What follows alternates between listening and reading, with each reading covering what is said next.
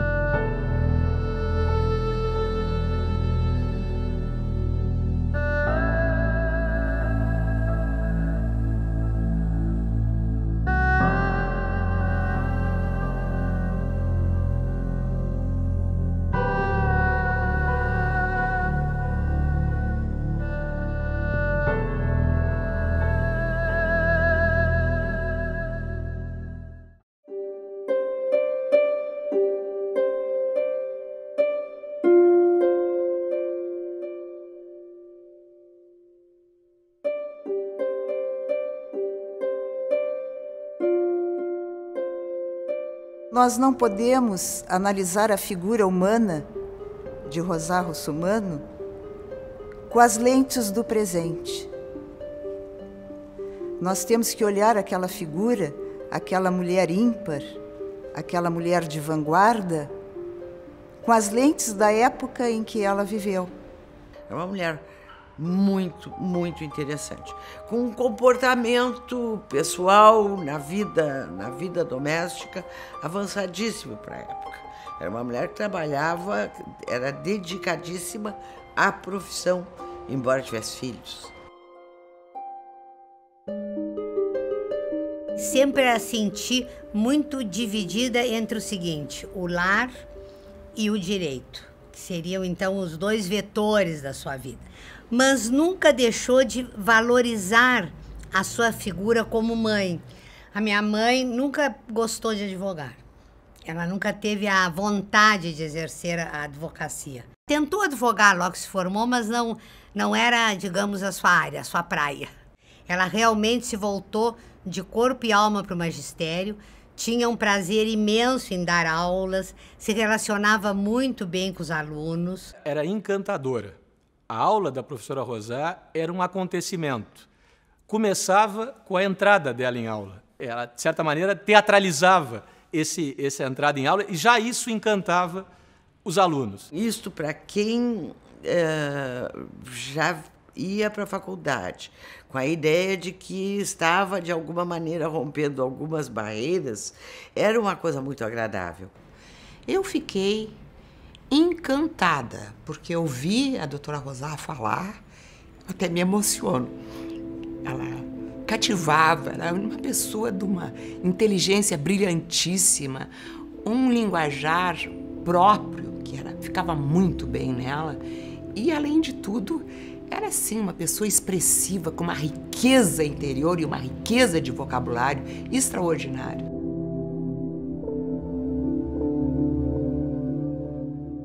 Eu me lembro que a minha mãe me estimulou muito, por exemplo, a ler livros avançados para a minha idade, digamos, como Primo Basílio, do Eça de Queiroz, como Dom Casmurro, de Machado de Assis, como Os Maias, também, do Eça de Queiroz. Tudo isso era estimulado e ensinado por ela no sentido de que a vida não pode ser pautada naquele esquema de família, tradição e propriedade.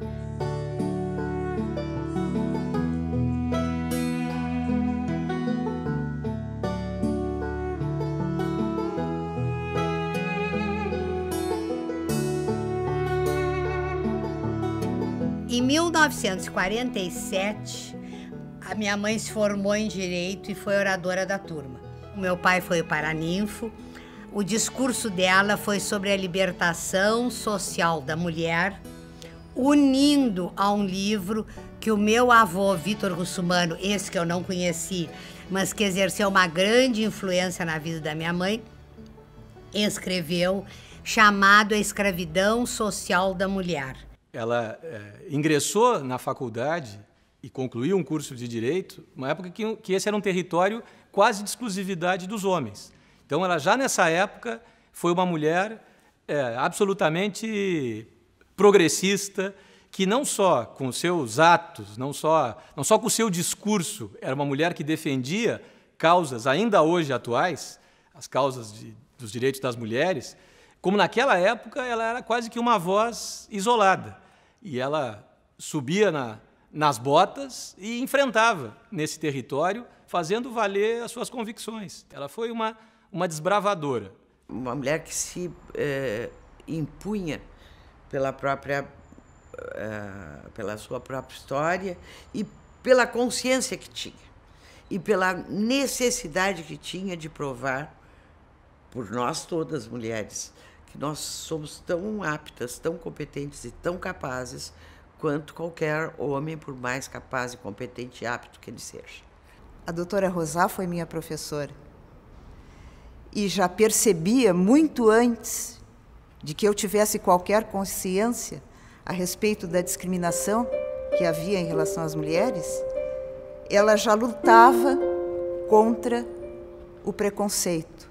A afirmação da mulher no meio social não poderia ficar restrita só àquela pessoa que casa, tem os seus filhos, faz o tricô, faz o crochê, cuida das crianças e vive à sombra ou à margem do marido. Isso nunca lhe passava pela cabeça. Eu acho que ela era uma feminista bem antes do termo, do substantivo estar sendo usado com este conceito.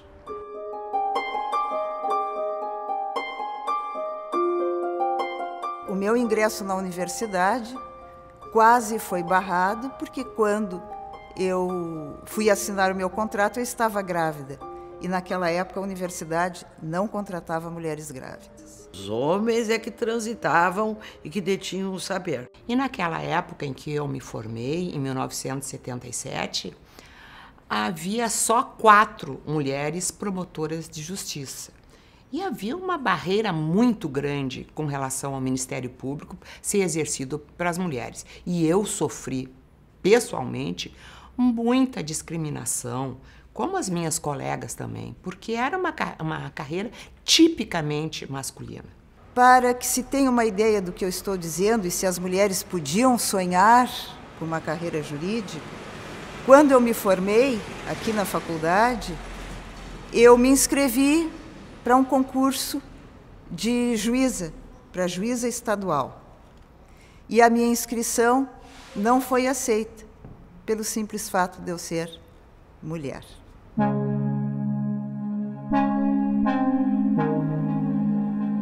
Rosá era uma pioneira. Enquanto as outras mulheres estavam preocupadas em ser mulheres do lar, ela já estava exercendo a profissão, dando aulas de direito e brilhando, sendo oradora, palestrante. Ela era uma mulher que, inclusive, ela era um estímulo para todas as mulheres, porque ela enfrentou inúmeros obstáculos na vida dela e ela venceu todos, né, com muita galhardia.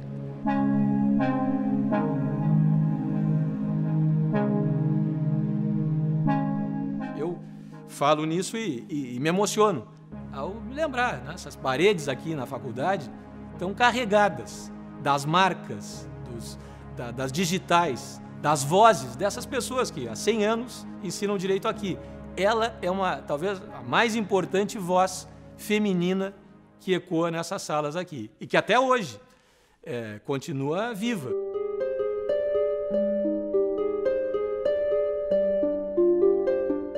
A minha mãe casou-se cedo, com 20 anos para 21, com Alcides de Mendonça Lima, também advogado, processualista muito conhecido no Brasil, que era professor na Faculdade de Direito. Eles estiveram casados durante 21 anos, acho que um tanto por inércia, talvez. Nasceu o Bruno em março de 1951. Ela teve uma crise muito longa de depressão, fez um tratamento psiquiátrico aqui em Porto Alegre e, ao cabo, ela se separou do meu pai. Ela e o marido entenderam que deviam se separar e ela fez isso numa época complicada. Separou-se do marido, continuou com com o seu sobrenome, que era a sua marca registrada, não é? Fazendo história. Isso era difícil na época. Depois disso, ela teve uma união estável com um professor também da Faculdade de Direito. Quando ela mesma afirmou em público e em Pelotas, ela descobriu a sua feminilidade.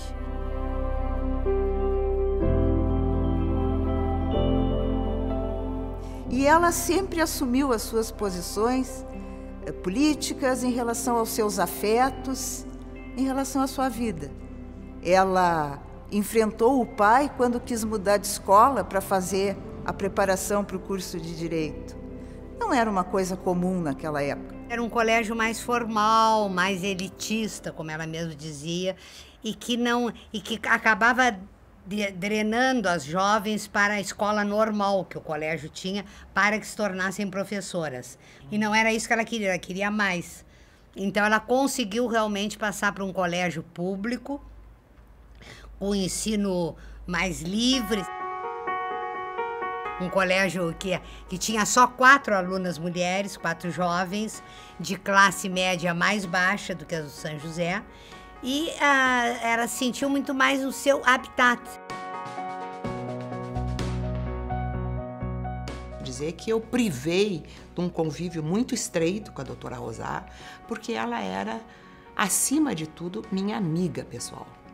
E aí, então, é que eu auri muitos conhecimentos com ela, conhecimentos de vida, que ela me passava, me explicando exatamente os posicionamentos dela ilustrando esses posicionamentos com a própria vida dela, né? Porque a doutora Rosá era uma pessoa que vivenciava aquilo que ela dizia, aquilo que ela pregava. A vida dela é o maior exemplo daquilo em que ela acreditava. Minha mãe se criou, ouviu muito mais o pai dela, por quem ela tinha realmente um vínculo muito profundo, mais voltado para a área jurídica do que para a área da medicina. Se tivesse por aí, ele ia chocar também a sociedade. Era a favor do divórcio, nos anos 30. Estudou medicina, mas não era realmente bem a sua vocação, porque ele gostava muito mais da política. Aí é que ele entrou, se tornou vereador, depois deputado estadual, deputado federal e foi constituinte elaborou a Constituição de 1934. Foi uma Constituição rápida, no meio daquele período turbulento, com a ditadura de Vargas, iniciada em 10 de novembro de 1937. A morte do vovô Vitor, dia 20 de setembro de 1937, foi um abalo não só da família, foi um abalo na cidade inteira, porque ele saiu com uma caravana fazendo política contra a ditadura Vargas que estava se delineando no país. 20 de setembro, o início da ditadura foi 10 de novembro do mesmo ano. Se reuniram ao redor do rádio, que não tinha mais do que isso, para ouvir o discurso do Vitor Russumano. No meio do discurso, ele, que me contaram, né? Ele disse: eu vou parar porque eu não estou me sentindo bem. No dia 3 ou 5 de janeiro, que era o dia, votem em Armando Salles de Oliveira. E parou.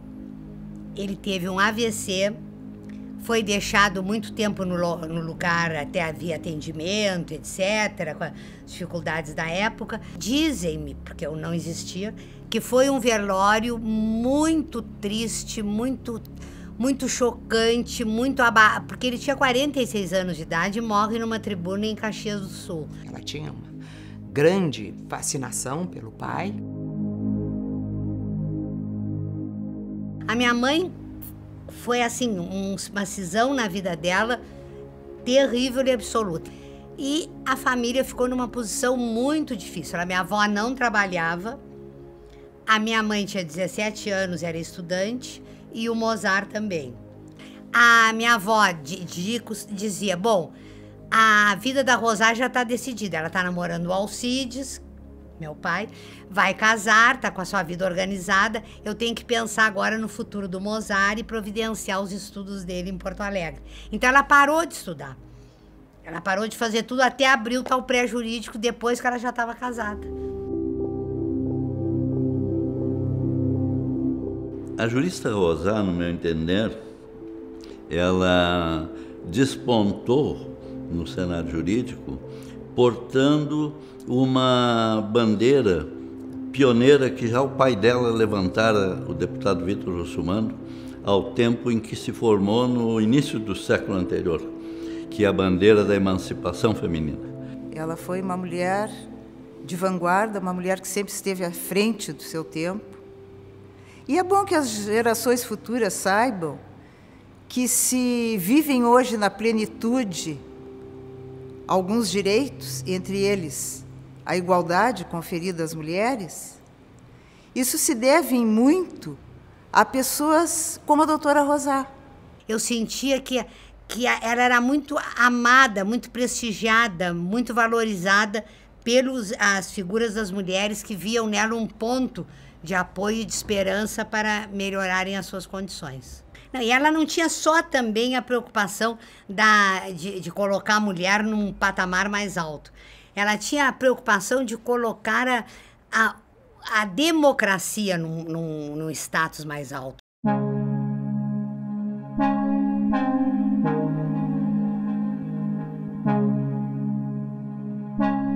Me marcou também a forma como ela incentivava os alunos a batalharem pelas carreiras jurídicas, não é? A exercerem a sua profissão.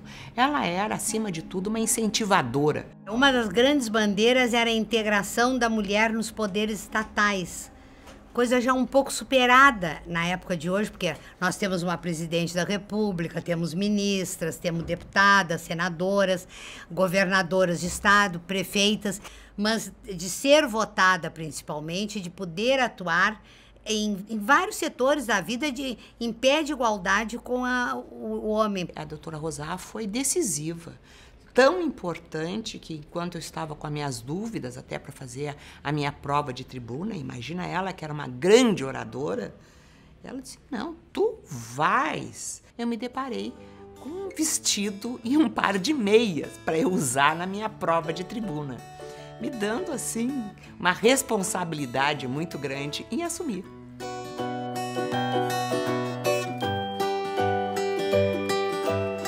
A grande obra-prima da professora Rosá é um livro sobre a federação. A professora se preocupou muito com essa questão da divisão vertical do poder em governo federal, estados e municípios. Um tema atualíssimo. Ela marcou o seu conhecimento através da literatura jurídica com maestria, de tal modo que ela lecionou aos seus alunos e indiretamente lecionou a muitos outros do Brasil com a obra que deixou publicada, e era de alto nível e muito respeitada no Brasil, essa obra. Não era comum que professores aqui tivessem uma produção literária tão grande como ela teve. Então, até nisso, ela se destacou. Então, de noite, ela ia para o escritório e ficava batendo. Eu tenho a máquina de escrever dela até hoje, que, aliás, ela deixou para a minha filha, para a Thaís, de presente. Ficava batendo a máquina e a alta madrugada. Varava, chegava 2, 3 da manhã, ela ainda estava escrevendo. Ela formou várias gerações. Os meus pais ingressaram no mundo do direito constitucional pelas mãos da professora Rosá. Eu tive a honra de também aprender direito constitucional, e leciono até hoje, voltando naqueles princípios que são imorredores. O livro da professora Rosá é um clássico. Na parte geral, quando ela trata dos grandes institutos do direito constitucional, das normas do direito constitucional, dos princípios gerais, ainda hoje é atual. Ela tinha a preocupação de que o ser humano pudesse evoluir e que o Estado brasileiro pudesse um dia se transformar num Estado democrático de direito. O ser humano fosse muito mais favorecido. Ela tinha preocupação com a figura, por exemplo, dos empregados domésticos, que não tinham nenhuma garantia, não tinham nada. Antes de começarem a ser obrigatório pagar para o INSS a empregada doméstica, ela já pagava. Sempre foi a favor do divórcio. A sociedade brasileira deve muito à contribuição da professora Rosá. Ela integrou a chamada Comissão dos Notáveis, a Comissão Afonso Arinos, a Comissão dos 50. 50 personalidades brasileiras, líderes políticos, religiosos, empresários. A inteligência nacional foi reunida numa comissão para fazer um esboço, um rascunho de Constituição. Ela ficou felicíssima com o convite. Foi a única mulher do Rio Grande do Sul que recebeu o convite, e a outra foi Florisa Veruti, de São Paulo. Eu me lembro que quando veio a notícia, que veio por telefone, não tínhamos nada dessa tecnologia atual, nós até nos abraçamos assim, porque foi um dos bons momentos que a minha mãe viveu. Eu poderia dizer que foi o último período bom da vida dela. Ocorreu em 1985 até 1986. E não foi à toa que ela foi convidada para fazer parte da Comissão de Notáveis, que veio a Constituição de 88 a consagrar a igualdade entre homens e mulheres. Ela era uma gaúcha dentro daquela comissão. E ela fez parte, ela presidiu a comissão de sistematização daqueles estudos todos, né? Eu vibrava com o trabalho dela. Numa comissão formada essencialmente por homens, uma figura feminina de destaque, como a doutora Rosá, naturalmente que deu outro patamar àquilo que se pretendia com a elaboração do anteprojeto da Constituição Federal. Sempre nos orgulhou muito que nós tínhamos alguém que, quando viajava pelo país, nos representava com brilho, com mérito, não é? Com beleza, até porque ela era uma mulher bonita, Rosa, muito bonita.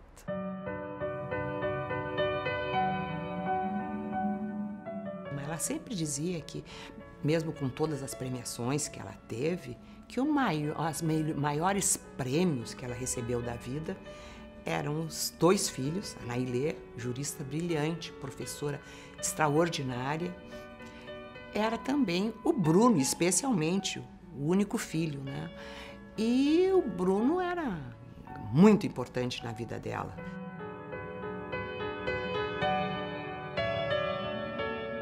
Agora, a morte do Bruno para a mãe foi quase que um destroço, mas ela tentou. Foi uma morte muito rápida. A doença foi caracterizada em setembro e ele morreu dia 14 de março do ano seguinte. Ele teve 6 meses doente. As perdas são irreparáveis, mas aquele filho também era muito especial. Muito especial porque, embora numa área completamente diferente da dela, da medicina, ele morreu muito jovem e ela, de alguma maneira, morreu um bocado. Eu diria que a vida dela se alimentava com esses filhos, a doutora Nailê de um lado, o doutor Bruno de outro. Quando morreu o doutor Bruno, e eu identifico de alguma maneira que os sintomas das doenças dela começaram a aparecer ali.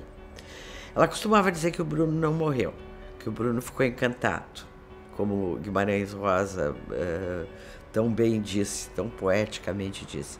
Eu acho que dentro dela ele ficou encantado, mas essa perda produziu um estrago muito grande. E encontrei uma pessoa inconsolável. Foi como ela mesma disse, uma grande mutilação. Eu presenciei, sim, e acompanhei a doutora Rosá nesse momento tão triste na vida dela. Já estava aposentado, que dificultou, mas aceitou ainda convites para falar em público, e uma das últimas palestras foi aqui na Assembleia Legislativa, já com o Bruno tendo morrido, ela com problemas cardíacos, já tendo colocado marca-passo, mas se transformou numa Rosá desesperançada, digamos.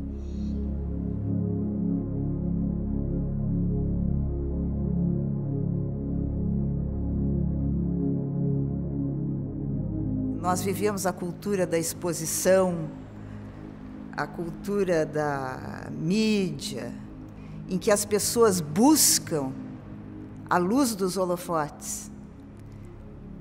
A doutora Rosá era a própria luz. As pessoas a procuravam.